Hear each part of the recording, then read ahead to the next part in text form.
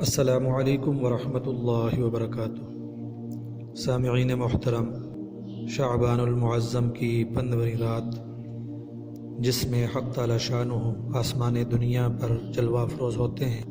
اور سب مسلمانوں کی بخشش فرما دیتے ہیں سوائے 8 طرح کے لوگوں کی، اور وہ 8 طرح کے لوگ مختلف احادیث سے، جن میں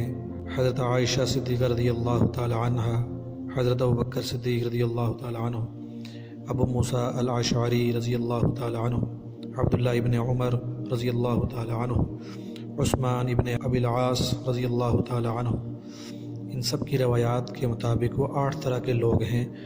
جن کی اس مبارک رات میں بھی بخشش نہیں ہوتی۔ ان میں نمبر 1 کینہ رکھنے والا، بغض رکھنے والا، نمبر 2 مشرک، نمبر 3 ناحق قتل کرنے والا،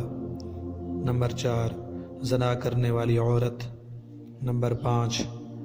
قطع تعلقی کرنے والا، نمبر 6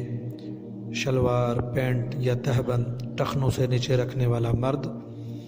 اور ٹخنے ننگے کرنے والی عورت، نمبر 7 والدین کا نافرمان، نمبر 8 شراب پینے والا۔